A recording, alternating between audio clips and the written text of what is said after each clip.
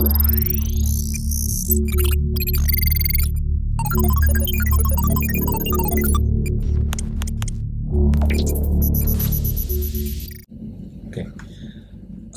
Berikutnya mungkin yang jadi pertanyaan adalah bagaimana cara menghitung, tadi kita punya eh, pengganda, kita sudah membahas mengenai pengganda pendapatan, kemudian pengganda output tadi, pengganda output, pengganda pendapatan, bagaimana pendapat dengan pengganda kesempatan tenaga kerja, pengganda kesempatan tenaga kerja.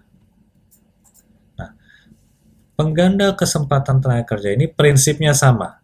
Kita membuat suatu matriks yang kita sebut sebagai matriks eh, koefisien tenaga kerja, tapi kita tidak membagi upah dengan input, tapi kita membagi jumlah tenaga kerja dengan total input. Jadi misalkan nanti kalau kita punya misalkan di sini informasi, katakanlah kita punya informasi jumlah tenaga kerja di sektor, misalkan di sektor 1 adalah sekian, misalkan sektor 1 itu sebesar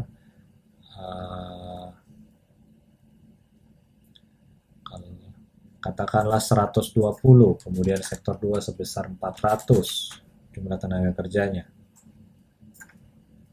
Oke, ini kita tulis TK di sini.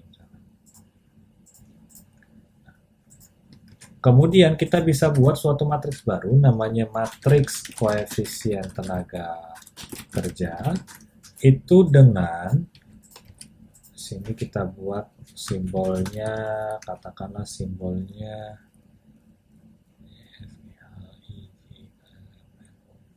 sebut simbolnya P misalkan.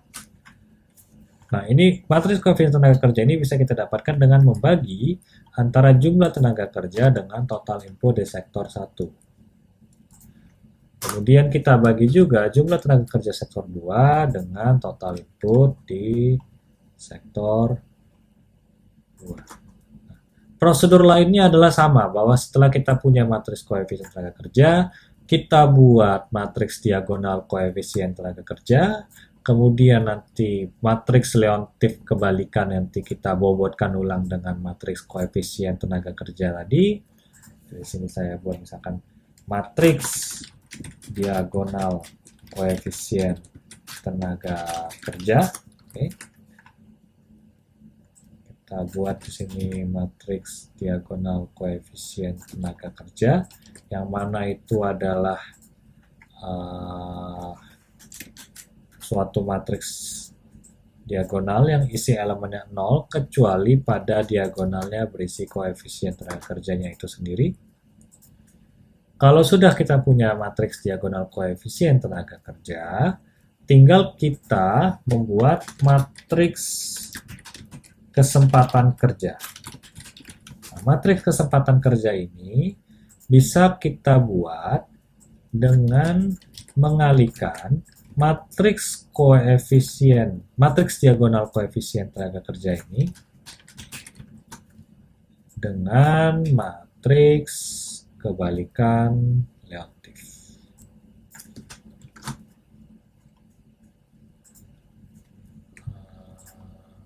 Nah, nanti kita akan dapat matriks kesempatan kerja seperti ini. Nah, teknis berikutnya adalah sama, nanti tinggal kita kalikan matriks kesempatan kerja ini dengan shock, kemudian nanti kita akan dapat efek terhadap tambahan kesempatan kerja. Jadi misalkan kalau kita punya shock sebesar 500, nanti kita akan punya efeknya sebesar tinggal kita kalikan, ya kan? Tinggal kita kalikan matriks kesempatan. Ada yang nggak pas, bentar. Si shocknya ini di copy ya di sini harusnya.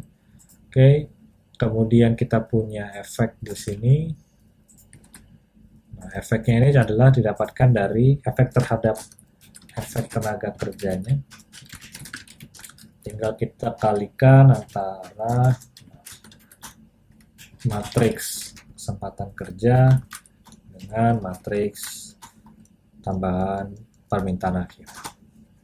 Nah, jadi akan tercipta 3 lapangan kerja baru di sektor 1 dan 2 lapangan kerja baru di sektor 2, sehingga total tercipta 5 kesempatan kerja baru di perekonomian. Jadi dengan kita tadi mengguyur 500 unit mata uang di sektor 1, maka akan tercipta total penciptaan tenaga kerja sebesar 5,4 di seluruh sektor ekonomi atau di dalam perekonomian. Nah, nanti penghitungan simple employment multiplier, kemudian employment multiplier type 1, type 2-nya itu konsep sederhananya juga sama seperti yang tadi di pendapatan.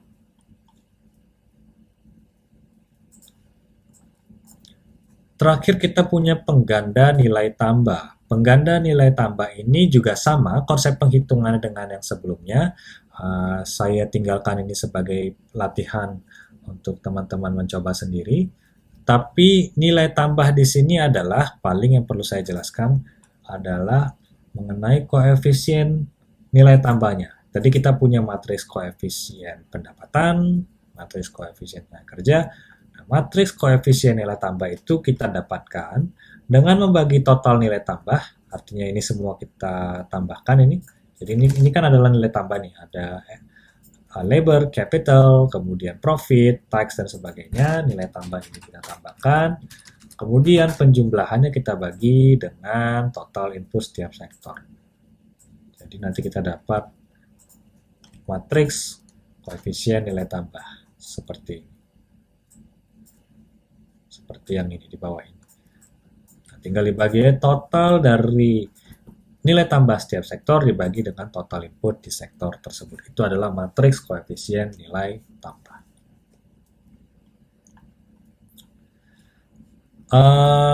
Untuk di data aslinya mungkin yang menjadi pertanyaan adalah karena dari mana kita bisa mendapatkan data berapa tenaga kerja dari setiap sektor yang ada di ekonomi ini, misalkan dalam konteks data asli, data input-output asli dari BPS ini, datanya itu bisa dilihat dari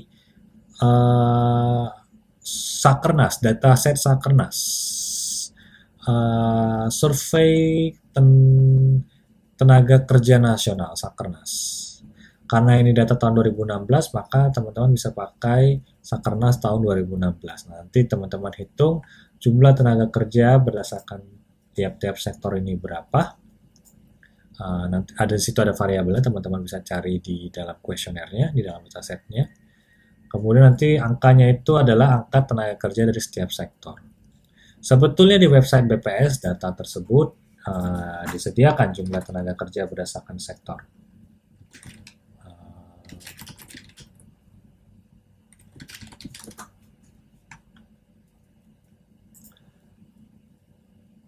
Hanya permasalahannya adalah data paling awal yang tersedia oleh BPS itu adalah pada tahun 2018. Sementara tabel input output kita adalah tabel input output tahun 2016. Nah, jadi informasi ini harus diambil diolah dulu secara manual dari Sakernas, baru kita bisa pakai angkanya. Sakernas tahun 2016. Dan satu lagi kelemahannya adalah data di BPS ini hanya 17 sektor. Nah, kalau kita menggunakan dataset Sakernas, kita bisa menghitung berdasarkan sektor-sektor yang kita inginkan. Bisa 17 sektor atau 185 sektor, gantung kebutuhan kita atau tabel yang kita punya. Nah, definisi sektornya sendiri kan kalau di pertemuan sebelumnya sudah saya jelaskan konkordansi antara nomor sektor dengan klasifikasinya itu bisa dilihat di sini. Konkordansi klasifikasi tabel input output. Nah, ini nanti bisa digunakan untuk mapping sektor-sektor di Sakernas dengan sektor-sektor di tabel input